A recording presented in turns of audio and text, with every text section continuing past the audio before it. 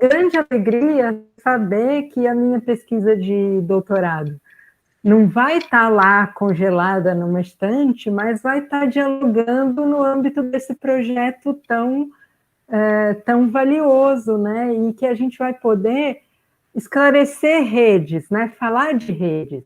Uhum. E não por acaso eu coloquei na minha tese o título de A Rede de Capistrano de Abreu, justamente por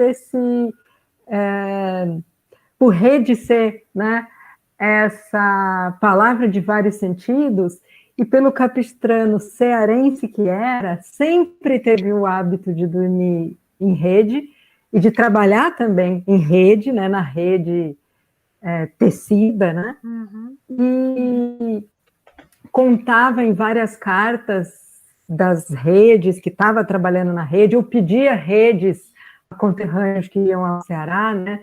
O tempo todo que ele viveu no Rio. E, de outro lado, a rede justamente dessa especialidade, dessa comunidade de especialistas que, na verdade, se autodenominavam americanistas, né? Como os estudiosos da América Central e de povos da América Central e de povos da América do Norte também se denominavam americanistas. Mas eu preferi destacar como sul-americanistas porque o diálogo é muito entre os especialistas de povos de um mesmo continente, né? Então, é uma comunidade de especialistas que, nesse período, entre 1890 e 1929, tinha a característica de estar deixando de ser eurocêntrica. Então, antes os estudiosos eram muito unicamente europeus, olhando para a realidade ou realidades sul-americanas. E, nesse momento, pesquisadores da América do Sul também passam a ser parte dessa rede. Né? O Capistrano de Abreu, de que a gente vai falar mais diretamente, mas também chilenos como o Robert Lemaniti, venezuelanos como Alfredo Yan. Então, vários pesquisadores de povos da América do Sul passam a trabalhar, inclusive na América do Sul, e em diálogo direto e bastante horizontal com os pesquisadores radicados na Europa, que vinham fazer viagens de pesquisa, ou que depois organizavam dados em pesquisas de gabinete, né? Então, eu vou falar de uma faceta, né, do Capistrano de Abreu, que era um intelectual admirável em muitos campos, né, e foi grande historiador. Eu vou falar, então, do capistrano sul-americanista, do capistrano que trabalhou nessa rede, né, produziu e circulou nessa rede de especialistas. E essa geração de 1890 é justamente a primeira que tem nos povos e línguas, né, nas culturas e nas línguas dos vários povos, o principal objeto de estudo.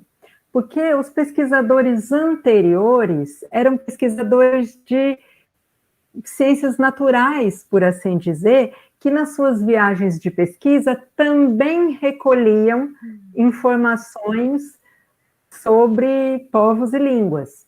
Então, um estudioso paradigmático dessa geração anterior é o Carl Friedrich Philipp von Matheus, né, que compôs o Glossarium Linguarum Brasiliensium. Então, reuniu todas as fontes que havia até aquele momento, né, no Tempo Império, sobre línguas brasileiras, e também coletou nas suas viagens algumas palavras, alguns vocabulários, né, com os povos com que ele teve contato, né, na viagem com os Pix, e ele era, sobretudo, um botânico. Uhum. Oz, que fez uma flora, né, fez vários e vários volumes de um catálogo sobre a flora. A geração seguinte, essa com que a gente está focalizando, os sul-americanistas, de que Capistrano de Abreu faz parte, Theodor Koch-Grünberg, que escreveu com Juan Matson Orinoco, né, e que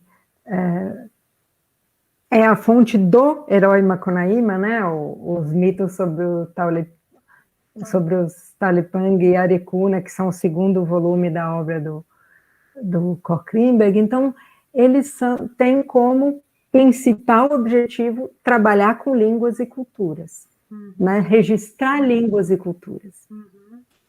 E essa geração de estudiosos, essa comunidade de especialistas, fala muito nos seus textos, aborda muito a questão da última hora, do último momento.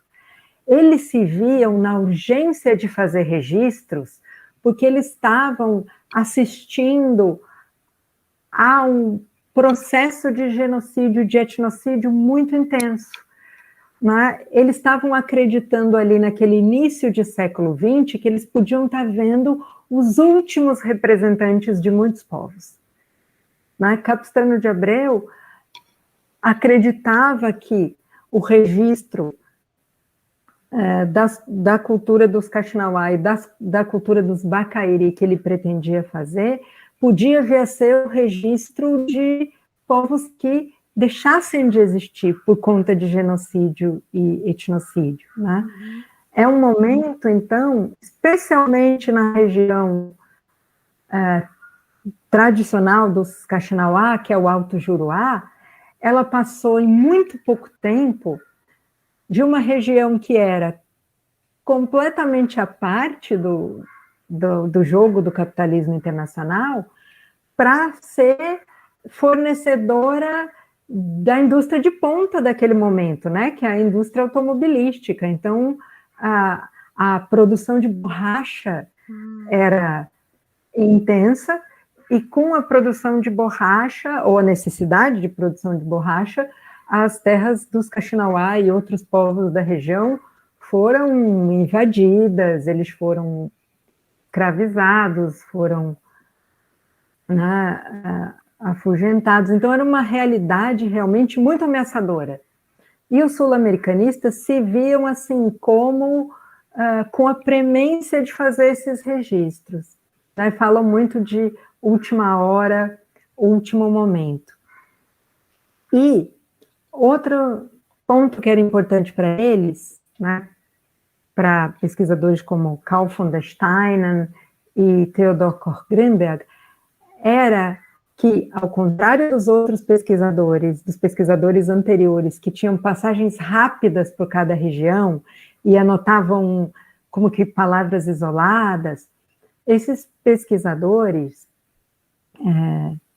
viam como ideal, como a pesquisa modelar, a pesquisa que deveria ser realizada, a pesquisa que permanecia por um longo tempo em convivência com o mesmo povo, com uma mesma comunidade.